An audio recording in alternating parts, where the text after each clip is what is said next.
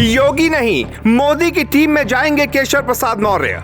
BJP में रहकर जो हार गए, मोदी नहीं छोड़ते हैं हाथ। जब तक आरएसएस का साथ है, केशव का तब तक कल्याण है।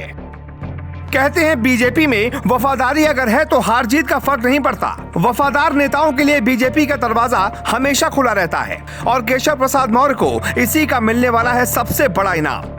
योगी आदित्यनाथ की टीम में बेशक केशव को बीजेपी ना रखे, लेकिन मोदी की टीम में उनका भविष्य साफ साफ दिखता है। शपथ कार्यक्रम में देरी के पीछे कुछ ऐसे ही कारण थे।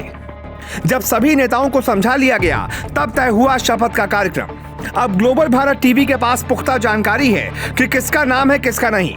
कौन मोदी की टीम में होगा, कौन योगी की टीम में। एक रास्ता योगी बना रहे हैं, दूसरा रास्ता मोदी। दोनों रास्तों की मंजिल है दिल्ली और उसी दिल्ली में मिलेंगे अब केशव प्रसाद मौर्य। बीजेपी का इतिहास बताता है, वफादार नेताओं को पार्टी एक नहीं कई पद देती है। तो फिर मोदी की टीम में केशव को क्या पद मिलने वाला है? बीजेपी में 3 डिप्टी सीएम होंगे, एक ब्राह्मण, एक पिछड़ा, एक दलित और केशव आउट होंगे। बीजेपी केशव प्रसाद मौर्य को संगठन में बड़ा जिम्मा देगी। 2024 में मोदी की टीम में शामिल होंगे। 2017 में मनोज सिन्हा का नाम सीएम की रेस में चल रहा था, यहां तक कि सुरक्षा भी उन्हें मिली। हालांकि वो सीएम नहीं बन पाए। योगी आदित्यनाथ सीएम बने, फिर भी मनोज सिन्हा शांत रहे। 2019 लोकसभा चुनाव में मोदी लहर में सिन्हा की हार हुई, फिर भी पार्टी ने उन्हें अपनाया। 19 नवंबर 2020 को मोदी सरकार ने आर्टिकल 370 हटाया और मनोज सिन्हा को बुलाया। मनोज सिन्हा को जम्मू कश्मीर का राज्यपाल बनाया। वहां का राज्यपाल मतलब सीएम कहिए। कांग्रेस में रहते ज्योतिरादित्य सिंधिया चुनाव हार गए, हालांकि मोदी ने उन्हें बड़ा पद दिया। आरएसएस से रिश्ता ठीक है, बीजेपी के वफादार हैं, तो फिर जीत हार से पार्टी को कोई फर्क नहीं पड़ता।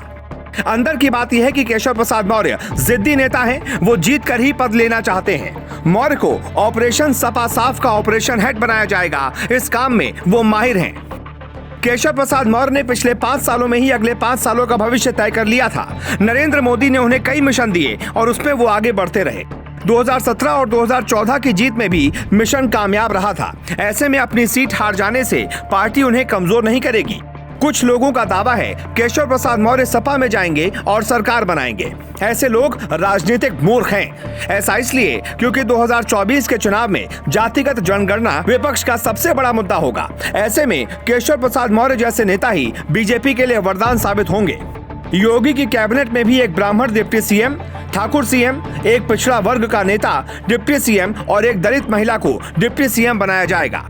बाकी जातियों के नेताओं को मंत्री बनाया जाएगा ताकि 2024 में जातिगत चुनाव हो तो मोदी को नुकसान ना हो। इसलिए हार कर भी केशव के दोनों हाथों में लड्डू हैं।